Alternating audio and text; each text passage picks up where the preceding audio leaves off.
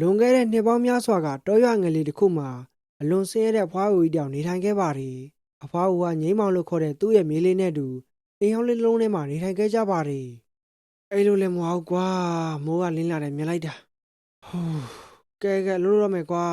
။ဒီလုံးနဲ့တနေ့ကုန်လုံးမိုးချုပ်တဲ့အချိန်မှာတော့အဖွားအိုကငိမ့်မောင်ကိုထမင်းစားဖို့ခေါ်ခဲ့ပါတယ်။ငိမ့်မောင်ကတနေ့ကုန်လှုပ်ပြီးအဖွားအိုကြီးကိုပြုစုနေရသူပါ။ငိမ့်မောင်မြေးလေးထမင်းလာစားတော့လေ။ဟင်းနေစင်းဖြစ်ပြီကွယ်။ဟုတ်ကဲ့ပါအဖွားဒါလည်းရင်ပြအောင်လုပ်လိုက်အောင်မယ်နော်ပြီးကန်နေပါပြီအဖွားပိုက်စားနေစားနေလေကျွန်တော်စောင့်မနေပါနဲ့အသက်80ကျော်ရွယ်ဖွားအိုကြီးတယောက်နေနဲ့သားသမီးတွေကလည်းမရှိတော့ပေအကူအားထားစရာဆိုလို့မြေဖြစ်သူငိမ့်မောင်တယောက်ထဲသာရှိပါတော့တယ်ဒီလိုနဲ့နောက်နေ့တရက်မှာတော့ငိမ့်မောင်တယောက်ငါးဖမ်းပိုက်တွေကိုယူလာပြီးထွက်လာခဲ့ပါတယ်အဖွားကျွန်တော်ဒီနေ့ရွာထိပ်ကချောင်းမှာငါးသွားများမလို့ခုတလောရွာကအင်းနေနဲ့ကန်နေမှာရေတွေခန့်ကုန်ပြီနဲ့တူပါရဲ့အဖွားရေဒီနောက်တော့မှငါးတွေအသိမရှိတော့ဘူးကျွန်တော်စားဖို့ငါးရှာနိုင်မှာဖြစ်တော့မယ်။ကောင်းပါပြီမြေးလေးဒါမဲ့မြင်ပြန်လာခဲ့တော့ဒီမှာမင်းတို့နေလဲစားရေနဲ့ထမင်းထည့်ပေးထားတယ်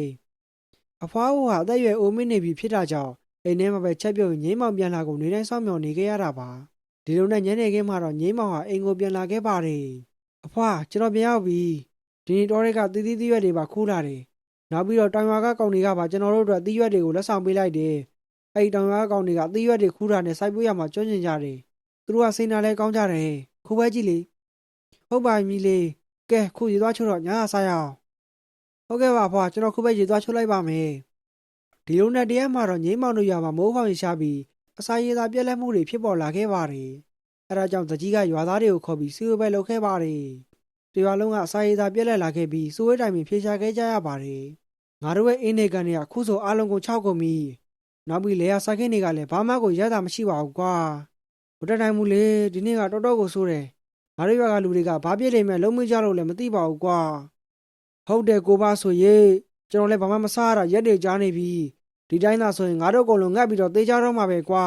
တခုခုတော့ကြံရစမ်းမအောင်ဟာကျမစဉ်းစားမိတာတခုတော့ရှိတယ်ခုလောလောဆယ်တော်တွေကသေဥသိဖို့တွေကိုလိုက်တူးသိနေဒါဆိုရေရှိအတွက်စားရရနိုင်မယ်ဘယ်လိုလဲကျမကြံဘာမှမရှိတဲ့ဆိုင်တော့မစိုးမလားဟုတ်တယ်နင်းကြမစိုးဘူးငါထောက်ခံနေဒီလိုနဲ့ရွာသားတွေအားလုံးကသဘောတူလိုက်ပြီးသီးဥတွေကိုတူဖို့ကြောင်းဖန်လာခဲ့ပါတယ်။အဲဒါကြောင့်နောက်နေ့တရက်မှာပဲရွာမှာရှိတဲ့လူတွေအားလုံးဟာတောထဲမှာသီးဥသိဖို့တွေရှာဖို့ထွက်လာခဲ့ကြပါတယ်။ဟဲကောင်လေးငိမ့်မောင်ဆင်းခဲ့တော့ဟာတောထဲမှာသီးဥတွေသွားလူကြရအောင်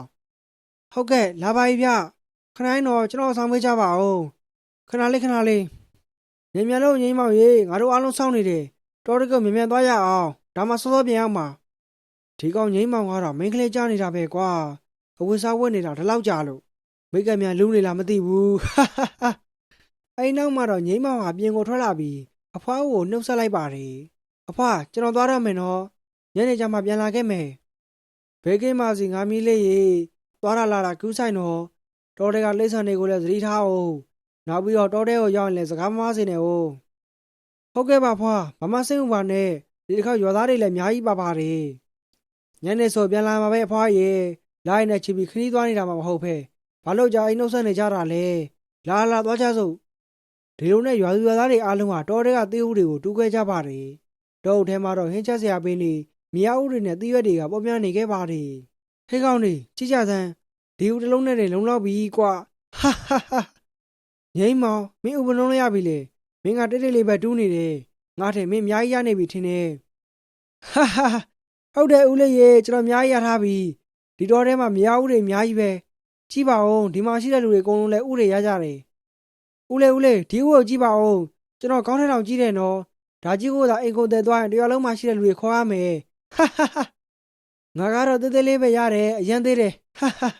အရန်ပဲမဲ့နဲ့ကွာခဏနားလိုက်အောင်မယ်ကောင်းလေးမင်းကနိုင်ဝက်လောက်တူးပြီးတော့တနိုင်လောက်နားနေတယ်မင်းအိမ်ပြန်တော့မင်းမေကမင်းကိုမုံတိုင်းတိုက်တော့မှာပဲကျွန်တော်မိကလုံးသိမလို့ဖို့မှားထားတယ်ဗျဒီလိုနဲ့ရွာသားတွေအားလုံးကသီးဥတွေအများကြီးတူးဖို့ရရှိခဲ့ကြပါတယ်တချို့ဥတွေကလက်ကဝဲရွယ်စားလောက်ရှိပြီးတချို့ဥတွေကချိုးချင်းဝဲရွယ်တချို့ဥတွေဆိုလူတရာရဲ့ခေါင်းလောက်တောင်ရှိပါတယ်အဖွားသာဒါတွေကိုမြင်နေပြောနေမှာဟာငိမ့်မောင်မင်းအများကြီးရထားတာပဲလာငါကူသေးပြီမင်းရပါတယ်ကိုဖတ်တီယာကျွန်တော်သိနိုင်ပါတယ်ကောင်းလေးတွေလာခဲ့ကြတော့ညနေစောမီငါတို့ပြန်ကြစို့ဒီတော့ထဲမှာတော်ရင်တိဆန်တွေအများကြီးပဲမိုးချိုရင်အနေရှိနိုင်နေ ဒီလိုနဲ့ညနေဆောင်တဲ့အချိန်မှာတော့သူတို့အားလုံးကရွာကိုပြန်လာခဲ့ကြပါတယ်ငိမ့်မောင်အိမ်ကိုပြောင်းလာတဲ့အခါမှာတော့အဖွားပြည်သူဟာမြောက်ဦးတွေကိုခွန်ခွာရေစိမ်ပြီးတော့နေလန်းဖို့ပြင်ဆင်ခဲ့ပါတယ်အမှန်တော့ဖွားဦးဟာမြောက်ဦးတွေကိုဘလို့ချက်ပြုတ်ပြင်ဆင်ရမလဲဆိုတာကိုသူ့ရဲ့မိခင်စီကနေမွေးရထားပြီးသားဖြစ်ပါတယ်ဒီမြောက်ဦးတွေကတခြားဦးတွေနဲ့မတူဘူးသူ့မှာစိတ်ပါတယ်ဘလို့ချက်ပြုတ်ရမလဲဆိုတာကိုမသိရင်အိုးဟန်ပြီးတော့ဝမ်းလျှော့တတ်တယ်ဟုတ်လားဖွာအဖွားကအစိတ်ဘလို့ထွက်ရမလဲဆိုတာကိုဘယ်ကနေသင်ယူခဲ့တာလဲအဖွားမေစီကသင်ယူခဲ့တာပေါ့ကွယ်အစိတ်ပါမိမဲ့သူ့မှာပြင်ဆင်တဲ့နည်းတွေရှိတယ်စံနယ်ရောတာဒါမှမဟုတ်အုံးသီးတကြားနဲ့ရောပြီးချက်ပြုတ်တာတွေလုပ်လို့ရတယ်ဒါမှမဟုတ်အုံးတို့စက်နဲ့လည်းချိုးပွဲလုပ်လို့ရတယ်ရန်ဆောက်လို့ကောင်းတယ်မြေးလေးရဲ့ဒီလိုနဲ့နောက်နေ့မနေ့မှတော့ငိမ့်မောင်ဟာရေစိထားတဲ့မြောက်ဦးတွေကိုရေထဲကနေခတ်ပြီးအုံးလက်ပေါ်မှာနေလန်းခဲ့ပါတယ်ငိမ့်မောင်တယောက်နေလန်းထားတဲ့မြောက်ဦးတွေကိုကြည့်ပြီးစိတ်ထဲမှာပျော်ရွှင်နေခဲ့ပါတယ်ဒီဦးတွေကရက်တော်ကြအောင်ဆောက်လို့ရမယ်ပုံမဲနောက်ကြစီဂျုံနေရေသိမ်းလို့ရတဲ့ချိန်ထိဆိုငါတို့မြေဖွာဆောက်လို့ရအောင်မယ်လောက်ဆက်ရှိတဲ့အလုပ်တွေအလုံးပြီးသွားတဲ့အခါမှာတော့ငိမ့်မောင်ဟာရွာသားတွေနဲ့အတူနောက်ထပ်မြောက်ဦးတွေတူဖို့ထွက်သွားခဲ့ပါတယ်တော်ထဲမှာတော့ငိမ့်မောင်တယောက်သေဦးတွေအများကြီးရအောင်အကျိုးတနနဲ့ရှာဖွေပါတော့တယ်ဒီနေ့သာငါအများကြီးထက်ရင်ငါတို့မြေဖွာဆောက်နေရင်ဘာမှပူပင်စရာမရှိတော့ဘူးနေစာရောညစာရောငါတို့ဘလို့ဆက်စားကိုမှမဟုတ်တော့ဘူးငါဒီနေ့အများကြီးအောင်စူးစမ်းရမယ်ဒီလိုနဲ့ညနေဆောင်တဲ့ချိန်မှာတော့ငိမ့်မောင်တယောက်ဦးတွေကိုထမ်းပြီးအိမ်ကိုပြန်လာခဲ့ပါတယ်ဒါပေမဲ့အိမ်ကိုပြန်ရောက်ချင်းမှာပဲငိမ့်မောင်ဟာအဖွားပြည့်သူကိုလှမ်းခေါ်လိုက်ပါတယ်အဖွားဒီနေ့အများကြီးရခဲ့တယ်အဖွားဘယ်မှလဲအိုးငါမီးလေးပြန်ရောက်ပြီဒီမှာဖွားဦးတွေကိုပြင်ဆင်ပြီးသွားပြီအဲဒီနောက်မှာတော့ငိမ့်မောင်တွေးလိုက်ရတာဟာသူတမန်တော်နေလန်းခဲ့တဲ့ဦးတွေဟာတောင်းတရောင်းနဲ့သာကြံမာတော့တယ်ဟင်းငါသူတခြားခြားမှတ်မိပါတယ်ဘာလို့ဒီလောက်ပဲကြံတော့တာလဲဘယ်ရောက်သွားတာလဲမသိဘူးဒီလုံးနဲ့ငိမ့်မောင်ဟာစဉ်းစားရင်ဒေါသရိုက်ထွက်လာကနောက်ဆုံးမှာတော့သူ့ရဲ့စိတ်ထဲမှာအဖွားပြည့်သူခိုးစားတယ်လို့ထင်သွားခဲ့ပါတယ်အဲဒါကြောင့်ငိမ့်မောင်ဟာအဖွားပြည့်သူကိုဒေါသတကြီးနဲ့အော်မေးလိုက်ပါတော့တယ်အဖွားကျွန်တော်တမန်တော်လှမ်းထားတဲ့ဦးတွေကဘယ်ရောက်သွားတာလဲဘာလို့နည်းနည်းလေးကြံတော့တာလဲဒီတောင်တရောင်းနဲ့ရှိတာဖြစ်နိုင်လို့လားအဖွားမှန်ပြောစမ်းပါအဖွားဘာမှမယူပါဘူးကွယ်ခုမှပြင်ဆင်ပြီးတာအဖွားကအဲ့ဦးတွေကိုယူပြီးတော့ဘာလို့ရမှလဲမြေးလေးရဲ့ပေးခြင်းနဲ့သစ္စာပေးပါကွယ်အဖွားမြင်ဘူးဆိုရင်ဦးတွေကခြေထောက်ပေါက်ပြီးတော့လမ်းလျှောက်သွားတာလားအဖွားကျွန်တော်လိမ့်နေတော့ဒီမှာအဖွားနဲ့ကျွန်တော်ပဲရှိတာအဖွားမြင်လို့ဘယ်သူယူမှလဲအဖွားမှန်ပြောမြေးဖြစ်သူရဲ့ရိုင်းဆိုင်စွာပြောနေတဲ့စကားတွေကြောင့်အဖွားရဲ့စိတ်ထဲမှာဝမ်းနေသွားခဲ့ပါတယ်မြေးလေးရဲ့အဖွားကမင်းကိုဒီရွယ်ထိရအောင်ပြုစုခဲ့တာပါကွယ်အဖွားမလိမ္မာဘူးနေလန်းထားတဲ့ဦးတွေကဒီလိုမျိုးခြောက်သွဲ့ပြီးတော့ကြုံသွားတတ်တယ်ကွယ်ခုမှအဖွားကချက်ပြုတ်ပြီးဒီဦးတွေကိုသိမ့်ဖို့ထွက်လာတာပါကွယ်မဟုတ်လားဘူးအဖွားကိုယ်တိုင်ဖွက်ပြီးတော့စားထားတာသိကြတယ်ဒီဦးတွေကိုအဖွားခိုးတာဒီဦးတွေကနေလန်းလိုက်လို့ခြောက်သွဲ့ပြီးတော့ကြုံသွားတာပါကွယ်အဖွားပြောတာကိုယုံပါအဖွားသိမ့်ထားတာတကယ်မရှိပါဘူးဒါအကုန်လုံးပါပဲဘာဖြစ်လို့အဖွားကိုဒေါသရည်နဲ့အော်နေရတာလဲကွယ်ဒါပေမဲ့အဖွားပြည့်သူဘလောက်ပဲရှင်းပြနေပါစေငိမ့်မောင်တယောက်ကတော့ထူးထူးခြားခြားနဲ့ဒေါသတွေကြီးရထွက်နေခဲ့ပါတယ်ဒီလုံးနဲ့သူ့ရဲ့ဒေါသစိတ်တွေဟာစဉ်းစားစိတ်ဉာဏ်ကိုဖုံးလွှမ်းသွားပြီးတစ်သက်လုံးတူတူနေလာခဲ့တဲ့အဖွားဖြစ်သူကိုပြစ်တယ်မြင်လာပါတော့တယ်ကျွန်တော်မယုံဘူးလုံးဝမယုံဘူးအဖွားမခိုးပါအောင်မြေးလေးရဲ့အဖွားသက်တွေလည်းကြီးပါပြီမလိမ္မာဘူးကွယ်ဖယားကြီးဒါကဒေါသထွက်တာကောင်းလိုက်တာသိခံနိုင်ကြဘာကြောင့်မှမရှိဘူးအဖွားကျွန်တော်တောရဲတောင်ထဲမှာသွားပြီးပြန်လာတော့ဒီလောက်လေးပဲကြံတော့တယ်လေချွေးတွေဆိုရွှဲနေအောင်တူးခဲ့ရတာအခုပြန်လာတော့တောင်းနဲ့ပဲကြံတော့တာပေါ့လေဟမ်ဒီလုံးနဲ့ကျဲသူမသိတဲ့မြေပြည့်သူငိမ့်မောင်ဟာသေတုံးလုံးကိုဆွဲယူလိုက်ပြီးအဖွားပြည့်သူကိုရိုက်ပါတော့တယ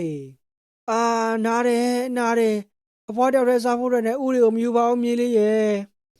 အဖွားပြည့်သူဟာခေါင်းဝဲသွားခဲ့ရပြီးငိမ့်မောင်ကိုတောင်းပန်ကရှင်းပြခဲ့ပါတယ်ဒါပေမဲ့အသိဉာဏ်မရှိတဲ့မြေပြည့်သူကတော့အဖွားပြည့်သူပြောတဲ့စကားတွေကိုမယုံကြည်ခဲ့ပဲထပ်မံနှိပ်စက်ပါတော့တယ်